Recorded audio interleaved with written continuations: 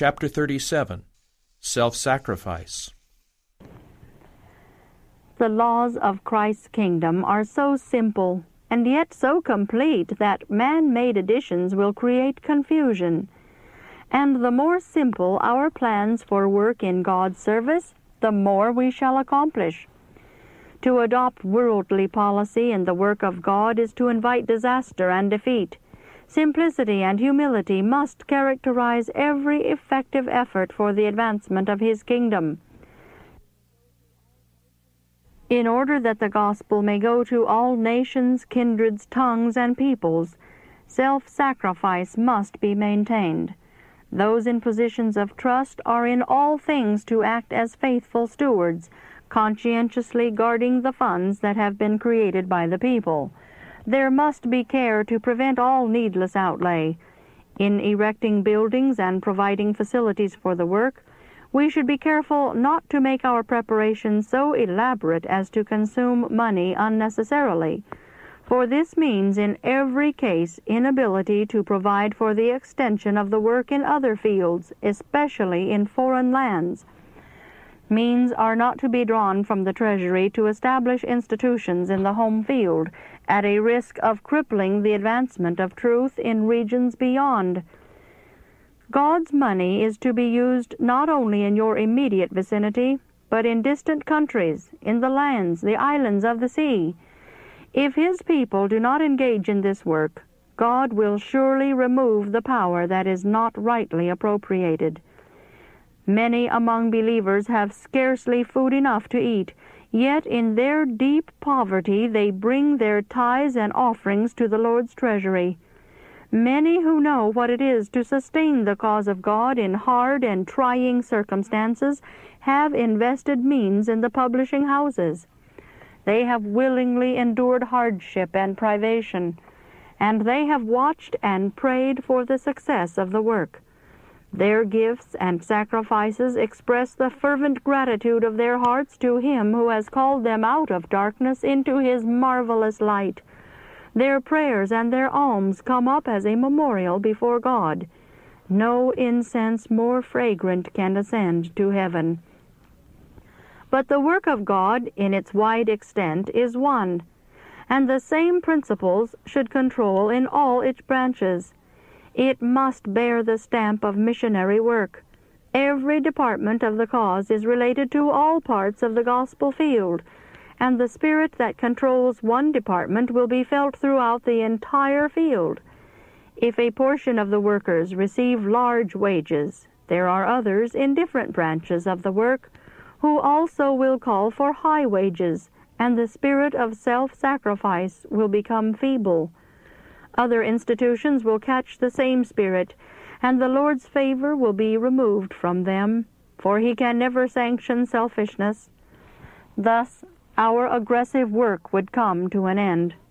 It is impossible to carry it forward except by constant sacrifice. From all parts of the world the calls are coming in for men and means to carry forward the work. Shall we be compelled to say, "You must wait, we have no money in the treasury"? Some of the men of experience and piety who led out in this work, who denied self and did not hesitate to sacrifice for its success, are now sleeping in the grave. They were God's appointed channels, His representative men through whom the principles of spiritual life were communicated to the church. They had an experience of the highest value. They could not be bought or sold. Their purity and devotion and self-sacrifice, their living connection with God, were blessed to the upholding of the work. Our institutions were characterized by the spirit of self-sacrifice. In the days when we were struggling with poverty, those who saw how wondrously God wrought for the cause felt that no greater honor could be bestowed upon them than to be bound up with the interests of the work by sacred links which connected them with God. Would they lay down the burden and make terms with the Lord from a money point of view? No, no. Should every time server forsake his post, they would never desert the work. The believers who, in the early history of the cause, sacrificed for the upbuilding of the work were imbued with the same spirit. They felt that God demanded of all connected with His cause an unreserved consecration of body, soul, and spirit, of all their energies and capabilities to make the work a success. But in some respects the work has deteriorated. While it has grown in extent and facilities, it has waned in piety. There is a lesson for us in the history of Solomon. The early life of this king of Israel was bright with promise. He chose the wisdom of God, and the glory of his reign excited the wonder of the world. He might have gone from strength to strength, from character to character, even ever approaching nearer the similitude of the character of God. But how sad his history! He was exalted to most sacred positions of trust, but he proved unfaithful. He grew into self-sufficiency, pride, self-exaltation. The lust for political power and self-aggrandizement led him to form alliances with heathen nations. The silver of Tarshish and the gold of Ophir were procured at a terrible expense, even the sacrifice of integrity, the betrayal of sacred trusts. Association with idolaters corrupted his faith. One false step led to another. There was a breaking down of the barriers which God had erected for the safety of His people. His life was corrupted by polygamy, and at last he gave himself to the worship of false gods. A character that had been firm and pure and elevated became weak, marked with moral inefficiency. Evil counselors were not wanting, who swayed that once noble, independent mind as they chose, because he did not make God his guide and counselor. His fine sensibilities became blunted. The conscientious, considerate spirit of his early reign was changed. Self-indulgence was his god, and as the result, severe judgment and cruel tyranny marked his course. The extravagance practiced in selfish indulgence necessitated a grinding taxation upon the poor. From the wisest king that ever swayed a scepter, Solomon became a despot. As a king he had been the idol of the nation, and that which he said and did was copied. His example exerted an influence, the result of which can be fully known only when the works of all shall come in review before God, and every man shall be judged according to the deeds done in the body.